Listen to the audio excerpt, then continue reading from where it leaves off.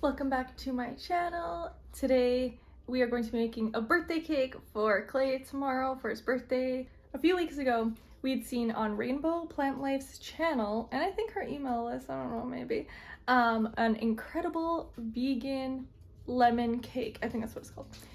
And it looked so good. Clay was like, that's a cake I want you to make for my birthday. So I'm gonna make him a lemon cake for his birthday, and I'm gonna show you guys how I do it. It's not gluten-free, but I'm going to make it into gluten-free, so we'll kind of see how it turns out. Step one, we need to measured out sour cream, butter, plant milk, all so that they can come to room temperature. I also have the other butter and our vegan cream cheese measured out to soften at room temperature for the frosting part of this. As well, I have some of our shortening as well, so I'll do half butter, half shortening, which the recipe does not call for shortening, but I like to do that for my frosting because this type of butter is kind of soft. So I have all of those sitting out here, coming to room temperature. While we're waiting, I'm going to prep the dry ingredients. Okay, our recipe calls for 3.5 cups of all-purpose flour, so I'm going to use 2 cups of our 1-to-1 gluten-free flour and 1.5 cups of all-purpose gluten-free flour. 2 teaspoons baking powder, 3/4 teaspoon of baking soda, but since it's gluten-free, I'm just gonna put a whole teaspoon, half a teaspoon of salt. We'll give it a nice whisk, blend everything together. I'm gonna set this aside and we'll work on the next step. Next step, we're going to zest 3 lemons. Whew. Okay, all 3 are done. That was a challenge. I hate zesting things. Literally, my hand is broken now. So we are now cutting the ends off and peeling them. And then I think we're just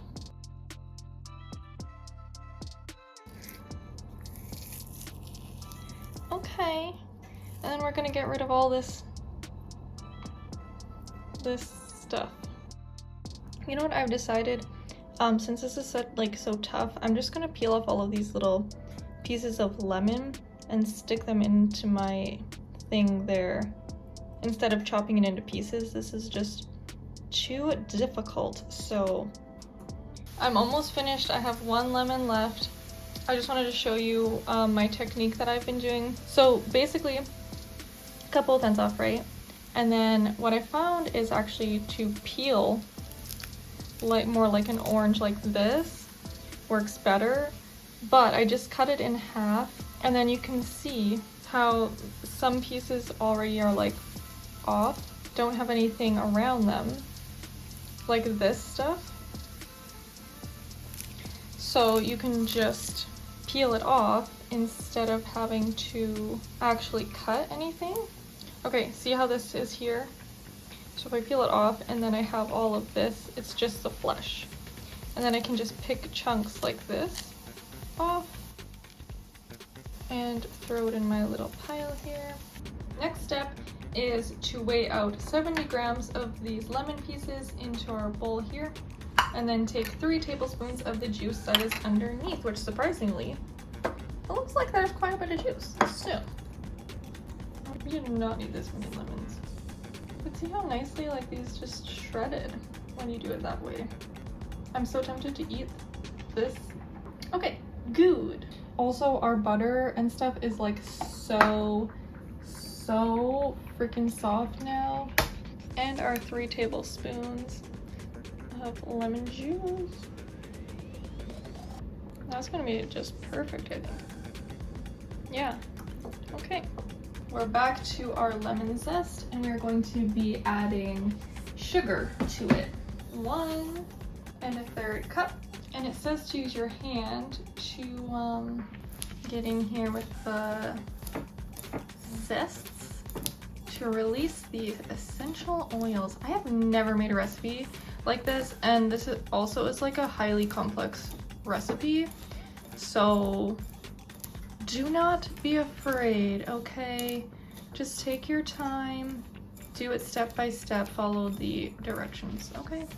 Oh, this looks so good and it smells so good. It's gonna be so worth it.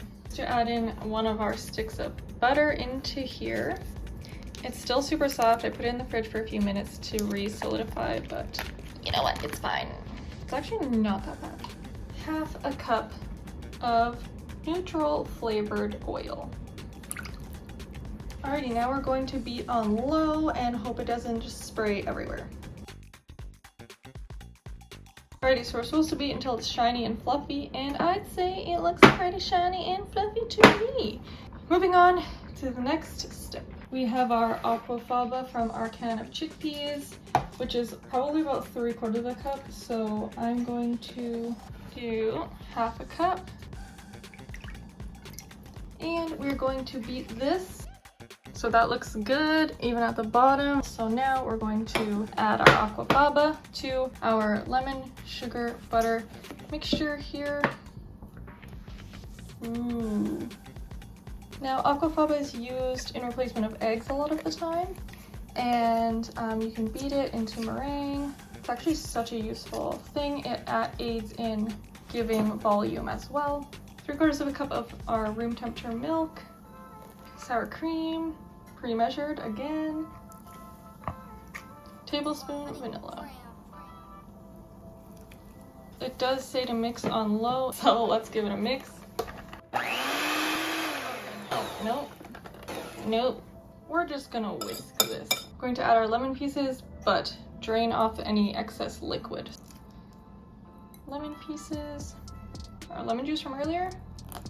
This recipe is so scary, you guys. And then mix it one more time. I'm scared, but it's fine, y'all, it's fine. So we're gonna add half of our dry into our wet, and it says to beat, but no. We're not doing that. I'll use my whisk or my spatula to combine, okay? So we're gonna start with half. That looks like half. Combine just until incorporated. And it's odd because usually you add the wet to the dry. And then we're gonna add in, well, let's maybe just, because this bowl is like not big enough. Oh my gosh, you guys. Keep on doing it like this, oh my gosh. Okay, tips for you at home. Make sure you use a ginormous bowl. Okay, I think we're good. And we're gonna scrape all the sides and make sure we are all combined. Now we just have to pour the batter into the cake pans evenly. Let's hope.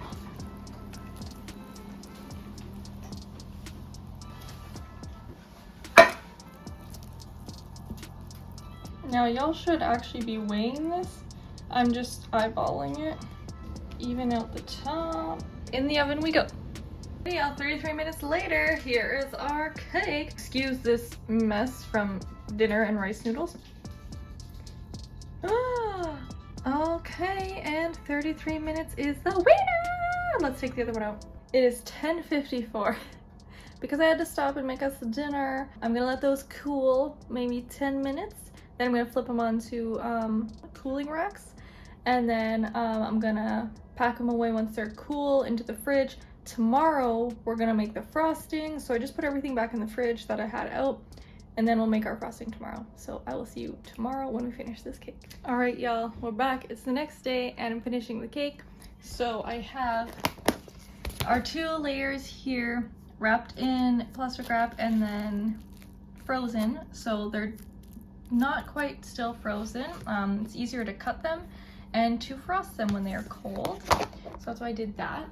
And then I have all my ingredients out here. I'm going to sift my sugar, and we're going to put these, the refrigerated things, the butter, in our mixing bowl so that they get to room temperature faster. Okay, like I said yesterday, I'm just going to be using half of this butter since it is quite soft. The brand is Melt. Actually, I'm gonna it's already melting actually, so that's good. Okay, half of this stick, which is 4 tablespoons, and then the other 4 tablespoons I will use are shortened. 1 teaspoon of vanilla.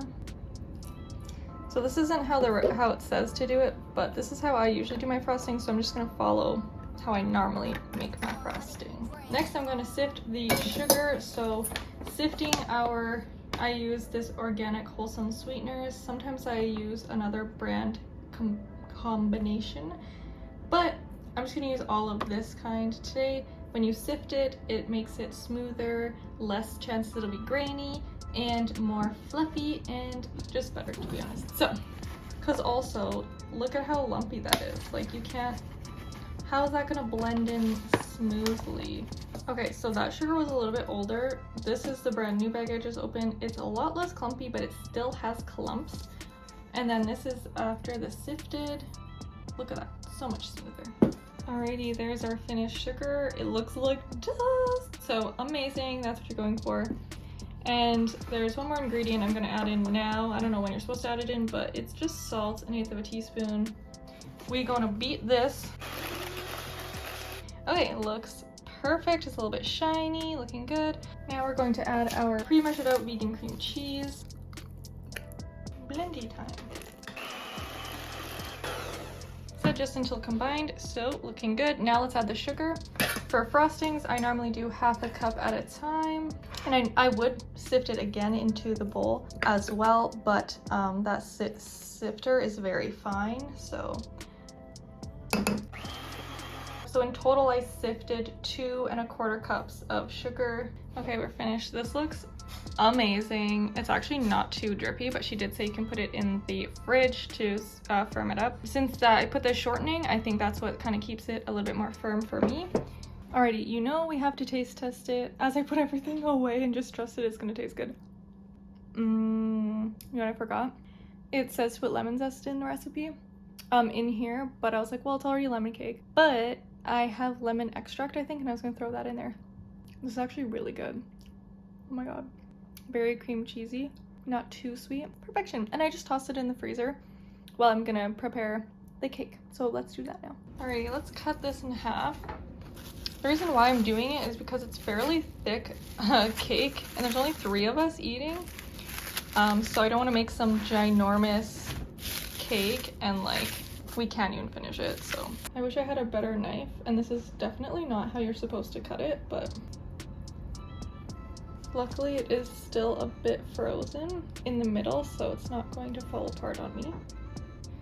Ta-da! I didn't cut it like perfect, but you know what? It's fine. It's fine. It'll be covered by frosting anyways. So we have our cake board. Luckily I had one left. And what we're gonna do first is we're going to put some of the frosting in the middle here to secure the cake layer onto the board. We're going to put the top layer on upside down. Frosting in the middle. I'm using an offset spatula. Okay, and what I've been taught is that you want your inside layer to be about half as thick as your cake layer. So I'm probably gonna put more on the inside here. Okay, perfect. Now we're going to put our second layer. Since that bottom is flat, we're actually just going to. And the nice thing about when it is cold like this, it doesn't fall apart while moving it also. And then we're going to put the rest of this frosting. Looking amazing. I'm gonna pop it in the fridge for a few minutes while I prepare the strawberries for the top. The cake has been chilling and it looks so good right now. I think I'm gonna go, I don't know, like this. Perfect. Oh my god. So good. I don't know what to do about the middle, and some of these pieces are really thick and some are really thin. It's fine. Yeah, okay, I did a fake one here as an example. I don't want to mess it up. Yay. So pretty. Okay, I think I'm gonna call it done. What do you guys think? Comment down below. I'll let you guys know when we taste it and see what it tastes like. I'm so excited, it looks so pretty. Okay, we're back from dinner. It's 10:48 and we're finally feeling like we could have a piece of cake. So we're gonna cut it. I don't know if I'm gonna, actually I can film it, but we're gonna put some candles and we're gonna sing the happy birthday and then we'll cut it. Let's cut it now, guys. I don't know if these strawberries are just gonna go. Cut it. Yep. Cut it. I'll get some plates. Cut it. Oh yeah, also the strawberries kind of leaked, so beware.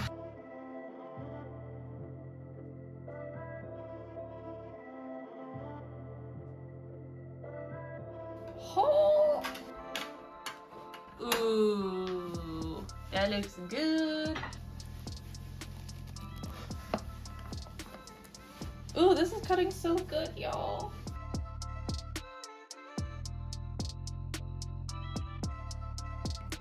Lemony. Birthday boy reaction? Deliciousness. Delicious.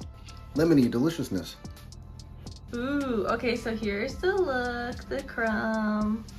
Okay, let's start, try it. Mmm. Ooh. Mm-hmm. That's very lemony. I'm actually really glad now that I didn't put lemon in the frosting because it's just like a nice cream cheese frosting. This is so good. Yeah. Holy. It's so lemony, but it's like perfect. And it's sweet. Frosting just tastes like fluffy. And like it doesn't even, it's like a heavier, dense cake. This was so worth it.